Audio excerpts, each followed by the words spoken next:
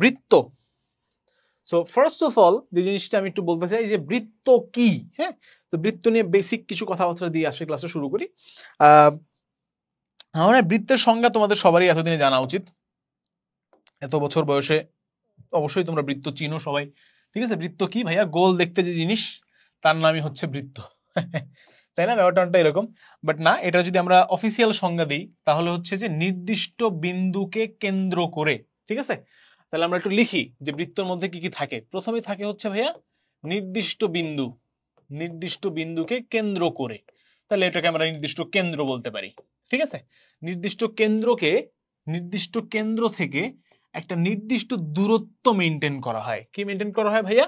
একটা নির্দিষ্ট দূরত্ব মেনটেন করা হয়। তাহলে একটা নির্দিষ্ট কেন্দ্র থাকে, সেই কেন্দ্র থেকে কি মেনটেন করা হয়? একটা নির্দিষ্ট দূরত্ব মেনটেন করে এইখানে থাকে আরেকটা বিন্দু, ঠিক আছে। যে বিন্দু থাকে সেই বিন্দুর সঞ্চার পথ, কি পথ ভাইয়া? বিন্দুর সঞ্চার পথ। আর একটা কথা বলে রাখি, যদি তোমরা সরল রেখা পড়ে থাকো তাহলে তোমাদের জন্য বৃত্ত বুঝতে অনেক ইজি হবে, কারণ সঞ্চার পথ আমরা কোথায় পড়েছি বলতো? চ্যাপ্টার 3.4, এখানে কিন্তু আমরা সঞ্চার পথ নিয়ে পড়েছি। তো আমরা আসলে এমন একটি বিন্দুর সঞ্চার পথ নিয়ে কথা বলছি যেই বিন্দুটি আরেকটা বিন্দু হুইচ ইজ আওয়ার কেন্দ্র, এই কেন্দ্র হতে অলওয়েজ একটা নির্দিষ্ট দূরত্ব মেনটেন করে।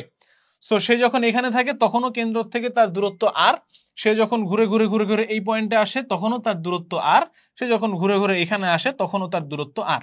সুতরাং একটা সেন্টার থাকবে ভাইয়া, এবং সেন্টারের থেকে সবসময় একটা নির্দিষ্ট ডিস্টেন্স মেনটেন করে যেই বিন্দুটা আমাদের ঘুরতেছে বা সঞ্চার পথ তৈরি করতেছে তাকে আমরা বলছি হচ্ছে বিন্দু, ঠিক আছে।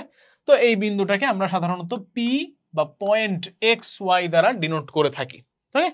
তো এটাকে আমরা কি বলতেছি ভাইয়া? বৃত্ত। তো এই যে নির্দিষ্ট বিন্দুটার থেকে, নির্দিষ্ট বিন্দুটার থেকে যে আমাদের দূরত্ব মেনটেন করতেছে এটাকে আমরা বলতেছি হচ্ছে কেন্দ্র। আর যে দূরত্বটা মেনটেন করতেছে, যে ডিস্টেন্সটা মেনটেন করতেছে সেটাকে আমরা বলছি হচ্ছে ব্যাসার্ধ। কি বলছি ভাইয়া? ব্যাসার্ধ বলছি, ঠিক আছে। এই নির্দিষ্ট দূরত্বটাকে আমরা কি বলছি ভাইয়া? ব্যাসার্ধ বলছি। ওকে, আচ্ছা আমরা কি আমাদের ইয়ে চেঞ্জ করব? আচ্ছা, আমরা, তোমরা অনেকেই বলছিলে যে ভয়েসে বা সাউন্ডে একটু প্রবলেম হচ্ছে, তো আমরা সেটা চেঞ্জ করে দিচ্ছি যত দ্রুত সম্ভব। তার মানে আমরা ব্যাসার্ধ বুঝতে পারলাম আর কেন্দ্র বুঝতে পারলাম, ঠিক আছে। ওকে,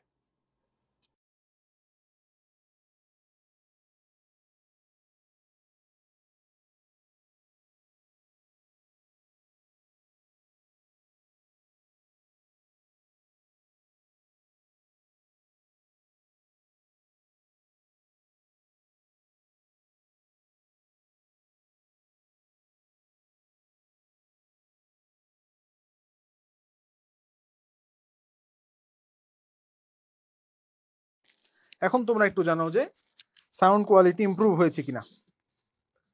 সাউন্ড প্রবলেম নাই তো? এখন কথা শোনা যাচ্ছে না? কথা শোনা যাচ্ছিল না কারণ হচ্ছে আমরা চেঞ্জ করছিলাম আমাদের।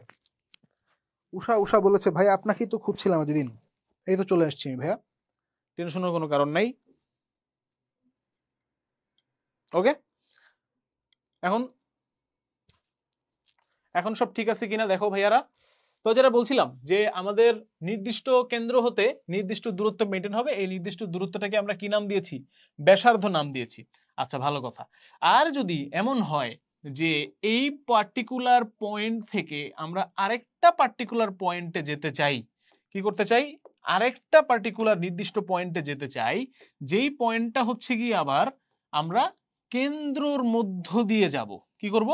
কেন্দ্রর মধ্য দিয়ে যাব। তাহলে এইখান থেকে সেন্টার পর্যন্ত একবার ব্যাসার্ধ, আবার এখান থেকে এই পয়েন্ট পর্যন্ত কি ব্যাসার্ধ, তাহলে দুইবার ব্যাসার্ধ চলে আসলো।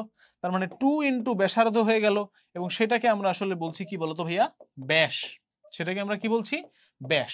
তাহলে ব্যাস হচ্ছে 2 ইন্টু আর, আর মানে হচ্ছে রেডিয়াস বা ব্যাসার্ধ, আর 2r মানে হচ্ছে ডায়ামিটার বা ব্যাস, ঠিক আছে। তাহলে আমরা ব্যাস বলছি কোনটাকে ভাইয়া? যদি আমরা এক বিন্দু থেকে আরেক বিন্দু কেন্দ্রের মধ্য দিয়ে যাই, এক বিন্দু থেকে আরেক বিন্দু কেন্দ্রের মধ্য দিয়ে যাই, তাহলে আমরা তাকে কি বলছি? ব্যাস বলছি। ওকে, ডান। তাহলে ব্যাসার্ধ বুঝতে পারলাম, ব্যাস বুঝতে পারলাম, ঠিক আছে। ব্যাসার্ধ আর ব্যাস বুঝতে পারছি। এবার আমরা একটা জিনিস বুঝি, সেটা হচ্ছে ভাইয়া জ্যা। হ্যাঁ, এই জ্যাটা কি?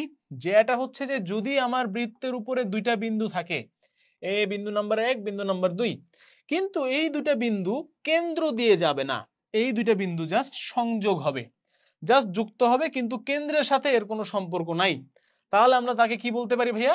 জ্যা বলতে পারি। এগুলো তোমরা ছোট ক্লাসে শিখে আসছো, তারপর আমি একটু মনে করাই দিচ্ছি, ঠিক আছে?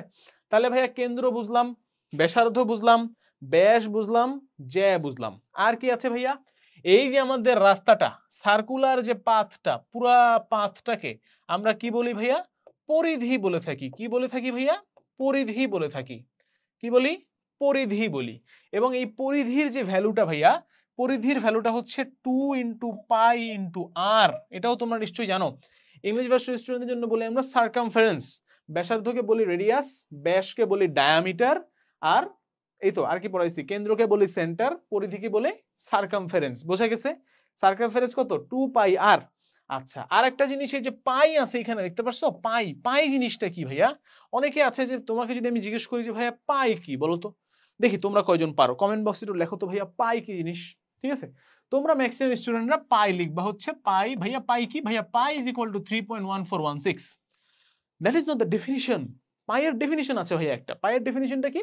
পাইয়ের ডেফিনিশনটা হচ্ছে দুনিয়ার যে কোনো একটা সার্কেল নিবা, যে কোনো সার্কেল, দুনিয়ার যে কোনো একটা সার্কেল নিয়ে আমি যদি কি করি, দুনিয়ার যে কোনো একটা সার্কেল নিয়ে ভাইয়া আমি যদি তার পরিধি হিসাব করি, আর পরিধিকে যদি আমি তার ব্যাস দিয়ে ভাগ করে দেই, কি দিয়ে ভাগ করে দিই? ব্যাস দিয়ে ভাগ করে দিই, তাহলে এই অনুপাতটা, এই সার্কেলের অনুপাত যত হবে, তুমি যদি নিজে একটা সার্কেল আঁকো তার অনুপাতও একই হবে।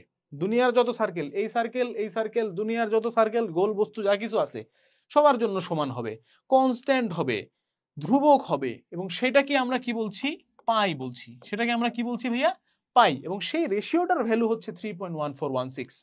What is pi? Pi is equal to 3.1416। এটা বলবো না আমরা, কি বলবো ভাইয়া? পাই হচ্ছে পরিধি আর ব্যাসের রেশিও বা অনুপাত। বোঝা গেছে?